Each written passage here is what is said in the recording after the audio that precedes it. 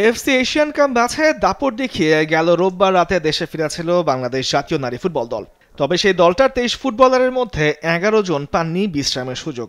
দেশে ফেরার একদিন পরই মঙ্গলবার ভোরে আবারও তাদের মাঠে নামতে হয়েছিল অনুশীলনে। মিশন ছিল সাফ অনূর্ধ্ব 20 নারী চ্যাম্পিয়নশিপ। এবারে 11 থেকে 21 জুলাই ঢাকার বসুন্ধরা কিংস অ্যারেনায় হবে সাফ অনূর্ধ্ব 20 নারী চ্যাম্পিয়নশিপের আসর। যে দলে আছেন মিয়ানমারের ইতিহাস গড়া 9 ফুটবলার। জাতীয় দলের অধিনায়কের দায়িত্বে থাকা আফিদা খন্দকার এই আসরেও দলটার অধিনায়ক হিসেবে থাকছেন। টুর্নামেন্ট শুরুর আগে জানিয়েছেন শিরোপা ধরে রাখার প্রত্যয়। কয়েকদিন প্র্যাকটিস করেছি, কোচ আমাদেরকে যেভাবে বলেছে সেভাবে করার চেষ্টা করেছি। আর আপনারা জানেন যে 2023-এ হচ্ছে আন্ডার-20 চ্যাম্পিয়ন বাংলাদেশ। আমরা চাইবো এই ধারাবাহিকতা বজায় রাখার। এখানে আমাদের প্রতিপক্ষ থাকবে নেপাল, ভুটান, শ্রীলঙ্কা। 3টি টিমই স্ট্রং টিম। কোনোভাবে আমরা কাউকে ছোট করে দেখবো না, সবাই এখন ভালো খেলে। আমরা চেষ্টা করবো ম্যাচ বাই ম্যাচ উইন করার, যেহেতু যাদের পয়েন্ট বেশি থাকবে তারাই জিতবে। আমরা চাইবো আমাদের পয়েন্ট যেন হাইস্ট থাকে, আমরা যেন সেই চেষ্টা করব।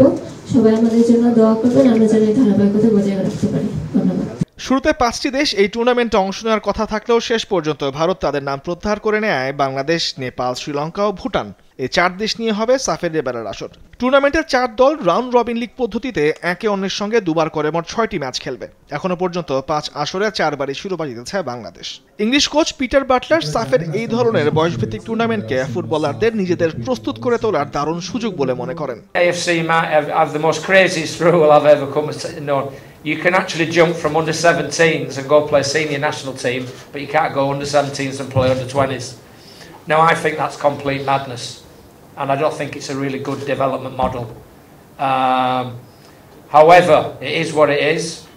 So the reason why people like Afeda and Shatner and Monkey and all those 7 girls who were involved in that under 20 squad is because they're eligible. Because there's 3 or 4 girls, Pretty, Arpiti, Yezan, Megla, who I would love to bring and give them an opportunity at under 20 level. But because of that ruling, you're not allowed to.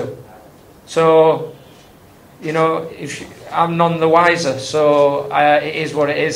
Bangladesh football ফেডারেশনের women's wing এর chairman Mahfuz Akter কিরণ জানিয়েছেন, ভারত অংশ না নিয়ে বাংলাদেশের সামনে ভালো সুযোগ আসরের শিরোপা ধরে রাখার। আর জাতীয় দলের সাম্প্রতিক পারফরমেন্স আগামী 7ই আগস্ট প্রকাশ পেতে যাওয়া নতুন ফিফা র্যাঙ্কিংয়েও প্রভাব পড়বে। আমরা মাঠে নামবো, কম্পিটিটিভ ম্যাচ খেলবো এবং চ্যাম্পিয়ন হওয়ার জন্য মাঠে নামবো। আমাদের মেয়েরা সেই লেভেল থেকে খেলবে। যেহেতু আমাদের এই লেভেলের ধারাবাহিক সাফল্য আছে, আমরা সেটা ব্রেক করতে চাই না, আমরা সেটার কন্টিনিউশন চাই। আমি আপনাদের জন্য একটু র্যাঙ্কিংটাও বলতে চাই। ইন্ডিয়া যদিও নেই, ইন্ডিয়া আমি সাউথ এশিয়ার র্যাঙ্কিংগুলো বলি। সাউথ এশিয়ার দেশগুলো, ইন্ডিয়া 70, নেপাল 100, বাংলাদেশ 128, শ্রীলঙ্কা 159 আর ভুটান 171। আমরা আশা করব অগাস্টের 7 তারিখে ফিফা আবার তাদের র্যাঙ্কিংটা দিবে। তো সেখানে আমি মনে করি বাংলাদেশ অনেক বেটার পজিশনে চলে যাবে।